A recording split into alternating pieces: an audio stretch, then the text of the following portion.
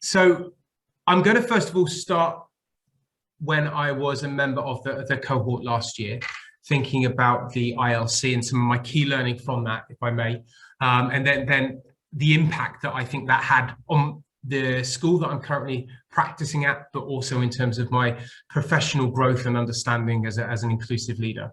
And then I will talk around what I feel the impact of the coaching and why I would be an advocate and strongly recommend that program to you, should you wish to continue that journey with the difference next year. So as I was introduced, as my name's Tom Williams, I'm assistant head teacher for behaviour and community at Thomas Tallis School in Greenwich. A little bit about our context: we're a fully inclusive school, 11 to 19. We've got over 2,000 students currently with us, so we're certainly larger than average and in that top percentile when it comes to our student population and our PAN each year. We're quite unique as we have 2 DSPs. We've got a deaf support a unit within the school, and we've also got an autism unit, which means our number of education healthcare plans is significantly higher than national average. I think currently we have over 100 EHCPs in the school, and we have 40 alone in year 8. I'm the senior leader attached to year 8, and certainly that makes it a very unique and diverse experience, certainly at lunchtime and break times. We've got a higher than average disadvantaged cohort, and our level of need is going up year on year. So for example, I believe our year 6 cohort, who are in this week for our SEN transition week, our percentage of SENK in EHCP for that cohort is looking at the moment at about 33% for year 7. So that is going up year on year, which is really interesting because as a school, we're having to keep up in terms of our own development and our own understanding and developing our own provision, because the need is getting greater across the borough and across the school. I myself have been a teacher for 17 years and a senior leader for 8 years. I started at a school in Tower Hamlets, then I moved down to Devon, and then I came back to London over the last few years. My leadership background is predominantly in teaching and learning, and I moved into the post as AHT for behaviour and community 2 years ago. And it was an interesting thought process as to why I'm applying for a behaviour role, because a colleague that I spoke to were talking about, but your background's teaching and learning. Why are you not looking at achievement? Why are you not looking at teaching and learning? And in my head, I felt, well, actually, those 3 are all very much interrelated. For behaviour, you need to be thinking about teaching and learning. You need to be thinking about behaviour for learning. And you need to be thinking about achievement, because if we get the behaviour for learning right, then obviously young people can achieve. So for me, it was less taking a different route when I applied for behaviour, but more thinking about how I can specialise and how I can develop in terms of my own knowledge. So I want to start with where some of the key learning has been for me on my journey last year. I think for starters, the programme has really allowed me to see inclusion through a different lens. When I came to Tallis, my idea of inclusion was a very narrow one, or to use a phrase that Sean will talk to us about, inclusion with a little I. Inclusion to me was a Senko and 1 or 2 specialist colleagues. And actually at my previous school, it really was in a very different building. And that was the mindset that I brought to Tallis. But through working at Tallis and working through the programme over that first year, it really made me understand what inclusion with a big I meant. This idea that inclusion is at a universal level, thinking about tier 1, and inclusion is every single young person. It is every single adult. And it is not about special educational needs. It's not about additionality. Every young person in front of us as practitioners has a need. It might be, they may be an exceptional learner. They might have a specific need. They might need additional need around trauma, around therapeutic intervention. And it really helped me break down those silos, for want of a better word, and develop a far more coherent understanding as to what inclusion really is. However, it wasn't just looking at inclusion in an isolated model. It allowed me to think about, well, what does inclusion mean to my context. So there was theory and pedagogy and evidence-driven understanding through the sessions, which helped me develop my own knowledge. But then it gave me the space to think, reflect, and think, okay, how does that apply not only to my school, but the direction of travel my school is going on in terms of its own development and my development as a leader. So I certainly became more knowledgeable as to what inclusive education is. And with that knowledge, it allowed me to interrogate, to investigate what we do already as a school, but with a more critical eye, with a more knowledgeable eye. So rather than me looking at existing systems thinking, okay, what do those systems do? I could sit back and think, well, why are those systems in place? So it allowed me to evaluate what we already do with a knowledgeable understanding, and actually gave me the confidence to ask the right questions, rather than saying, what do we do? But actually thinking, well, why do we do it? And do we do it because it is all what we've already done? Or do we need to think about the impact those systems are having, and what do we need to do differently to enable young people to achieve? Because if you get what you always get, if you do what you always do, you get what you always get. And as a school, our progress measures were not what we wanted them to be. And so it allowed me to think, then we need to be looking at something slightly different, or we certainly need to be thinking, this is what we're saying happens. Does it really happen? And if it doesn't, why not? It allowed me also to think about developing an inclusive culture across the school in my interaction with young people, with colleagues at all levels, and of course with families. And it allowed me to get my ethos right and then transmit that in terms of the whole school ethos. And it really allowed me to think in terms of my role, how do we develop a therapeutic, systematic response to behaviour? When I first came into post at Tallis, a year 9 boy who was on an EHCP for ASD decided to name me as the sanction man. And it very much felt my first 3 or 4 weeks at Tallis, that was my role. I was picking up behavior instances, I was leading investigations, I was making sure that systems were followed, but ultimately I was putting sanctions in place. And the program allowed me to see far beyond that, and actually start to unpack, well, actually, what are sanctions? What is the purpose of sanctions? And is sanctioning students the right thing? Certainly when it comes to us thinking about that inclusivity at a universal level, and what we need to be doing differently, rather than just thinking through things with that systematic thought process. And I think one of the key parts in my knowledge development as well is it may be trauma aware. Now, Tallis sees itself as a trauma-informed school. However, the knowledge that Sean and other leaders imparted me with just absolutely revolutionized my thinking, because I'm going to be really honest and upfront. As I said, I've been a teacher for 15 years before I came to Tallis, and assistant head for 6 years before I came to Tallis. I had not heard of trauma-informed practice, and I'm going to hold my hands up. That might be around my lack of reading, it might be around my lack of knowledge, it might be around certain parts of the country not quite being on the cutting edge as to what the neuroscience is telling us, but that was a significant shift in my own thinking. It also, as I referenced, allowed me to take that knowledge and apply it to the context at Tallis. It allowed me to think around the needs of all students at that universal level, and not just focusing on those tier 3 or tier 2 students. For me, it developed the ethos around, if we're getting it right at tier 1, then those students who are moving into tier 2 and tier 3, well, we should be reducing that number of students, because we should be getting it right at a universal level, thinking about bringing our early help systems into that universal level through the hidden curriculum, maybe of assemblies, tutor program, PSHE, but also it's about making sure teachers are trauma aware, making sure that teachers understand how they, through their teaching, can develop resilience in terms of mental health. And also, you don't need to be a therapist to teach in a therapeutic way.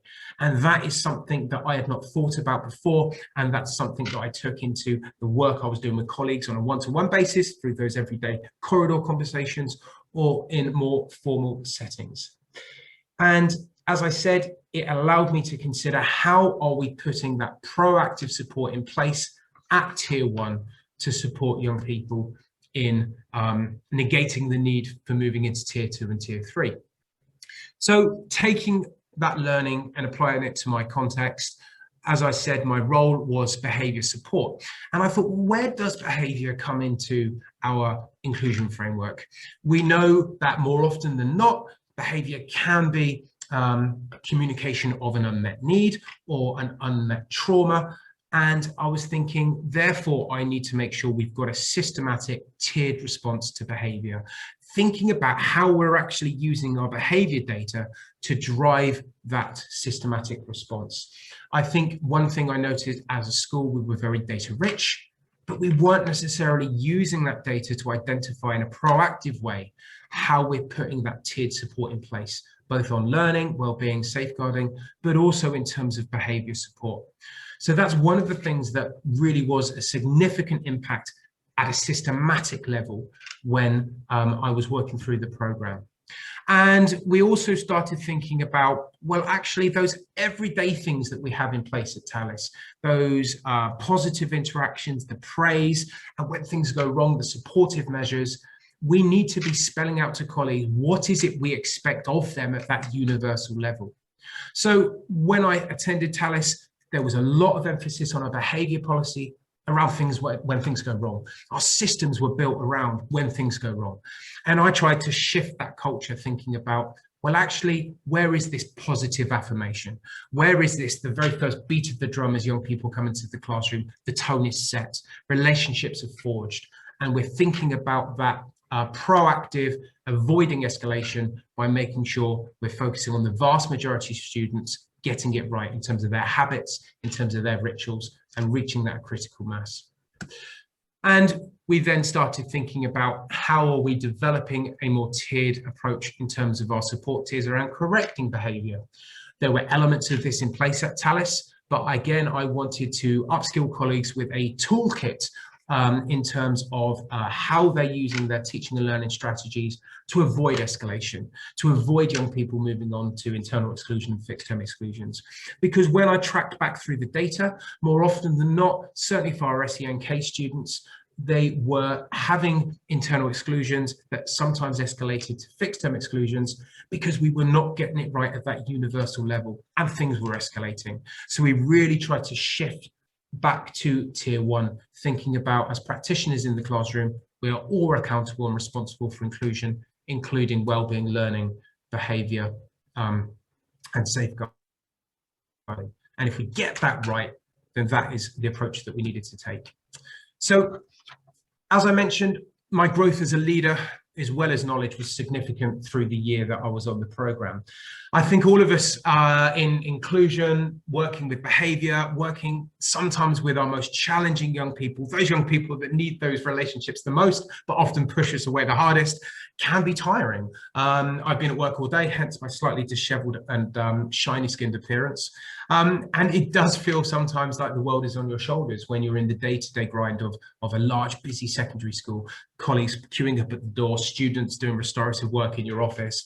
And sometimes you just need that space to go, you need that space to reflect. And sometimes it did feel like the world was upon my shoulders, but it gave me that space to talk to like-minded colleagues who are all at different stages of their development. But that idea around challenging my own perceptions, really thinking about my own unconscious biases and my own belief systems in a safe space, but allowed them to be challenged by knowledge, by evidence, by research, and not only by Sean and the team, but also those colleagues who I was working with within those sessions. A key moment for me was, I think it was in session 2 or session 3, when we were looking at restorative and restorative practice and the trauma-informed practice, is when we had to do a reflective journal. Now, of course, anytime as a teacher or as a colleague, you're given homework, you're like, my gosh, okay, I've got all of these things, and now I've got to do something additional. But out of all of the homework activities that I was given, for me, that had the most impact. And it made me think, gosh, there are things that I am doing where I am inadvertently escalating, I am inadvertently reinforcing some of those attachment needs, and giving myself that space and working through that reflective journal as a process for me again shifted my understanding, because you might have the trauma knowledge, but actually applying it to a issue, a situation, a context of one-to-one between you and a young person, it just makes it all more real. It makes it all more meaningful. And we actually then use that in a trauma-informed practice whole staff session, where I was encouraging colleagues to go through the same process I was, because I think until you have that realization, you don't understand the power that knowledge can have to your everyday practice. So it gave me time to reflect on practice. It gave me time to, I think, approach my leadership in a very different way. And I had someone alongside me every stage of the journey that I could call on.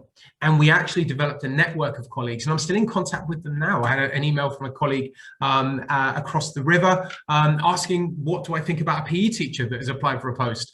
And okay, it might not be around trauma-informed practice, it may not be around inclusion, but those networks are actually really important. And I've still been able to share practice, to look at resources and keep that relationship going. So it allows me to connect with practice, it allows me to connect with research, but also it allowed me to connect with myself. And I think that was really important. And ultimately, it allowed me to be an agent for change. So in terms of our impact, it really helped me move the school on in terms of understanding what is trauma-informed practice. We'd given sessions historically around what trauma-informed practice was, but I felt we lost that connection at that universal level between a colleague working with young people at tier 1. Also, a key cornerstone to trauma-informed practice is that relational understanding. And we talked a lot about what relationships are. And I took a step back thinking, well, actually, I've not done any training as to how do colleagues form relationships every minute of every hour of every day. You can talk about your Paul Dix deliberately botheredness and a whole other range of Bill Rogers strategies and so forth. And we actually did a 2.5-hour session on how do you build relationships with colleagues, actually using their students that they have in classes to think about strategies to build relationships with those most hard to reach students, to develop those interdependent relationships, certainly where trauma means that there is something that they struggle with. We've reviewed our harmful and abusive behaviour policy, actually thinking about language. We often talk about the fact that harmful and abusive language will trigger an intervention and will trigger some form of potential outcome. However, what is our universal strategy to teach young people language, to have ownership over their language? So alongside our HAB policy, we've now introduced a language policy to really embed that idea around appropriate language, around misogyny, around difference, around race, around gender, around sexuality, because that's where the majority of our harmful and abusive behaviours were coming from, were around verbal interactions and inappropriate language. We also had a focus on learning with our inclusion policy, thinking about not just learning around EHCP or around SENK, and not just using our SENCO to think about adaptive teaching in the classroom, but bringing in our teaching and learning assistant head, thinking about this universal level. So we're trying to get those universal strategies around adaptive teaching for all young people, be it exceptional learners, education healthcare plan students, or everyday young people who may have unmet need. Every young person is different, and therefore every young person needs a personalized approach.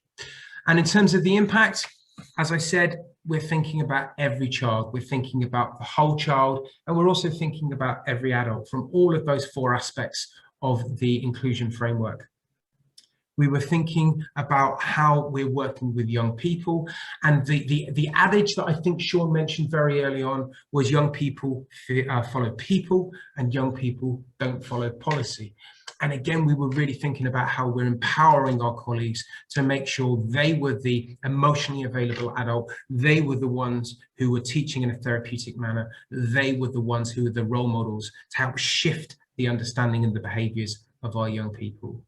So the outcome is our harmful and abusive behaviours over the last 3 years have reduced, certainly around fighting, and also we're starting to reduce it around language. We also are aware it's been a very difficult year, as was last year, around harmful and abusive behaviours, and we did have a spike after each lockdown. But if you look at our 4-year trend, we're starting to move that. Is that just around our intervention? I think it is around the fact that we're now not just sanctioning students for harmful and abusive behaviours, we're trying to get the root of the problem, and we're responding by setting up interventions based on what those data trends are telling us. We've got a 4-year trend reduction now in fixed term exclusions, certainly for white British male students. We haven't cracked it for SENK, but what we are doing from September is we're completely revolutionising our spaces around outcomes. So we used to have a withdrawal room. We're now calling that the restorative room, and very much changing the focus of that to be a therapeutic space alongside our learning support unit. And instead of the internal exclusion room, we're now calling it the refocus room, where every child will have at least 1 therapeutic hour, 1 hour of behaviour mentoring, and also if they've got an additional need or special educational need, they'll spend 1 hour with a special educational needs colleague. So rather than just an adaptive day for some young people or young people just working in isolation, we're really taking on board what the evidence is telling us, all the Paul Dick's work around ban the booths, and we're completely changing how we're approaching our internal exclusion to try and stop some of those repeat students over the next year. Overall, we've also had a 15% reduction in FTEs for education and health EHCP students, which again is significant for us over the last 3 years. However, we haven't finished. Where next? We still need to get our FTEs lower. Yes, the 4-year trend is reducing, but SEN case students, we haven't cracked that yet. We also need to crack the adaptive teaching better, because that is something as a school we're not quite getting right. We're also thinking about now how we're engaging with families more so. One of the takeaways for me, again, was reminding ourselves that the expert for this young person is the family, and we need to be using that rich vein of experience and expertise, rather than just communicating with the family or bringing the family in when there's a challenge. Actually, how are we working alongside, using their expertise to ensure we're meeting the needs of every child who's with us?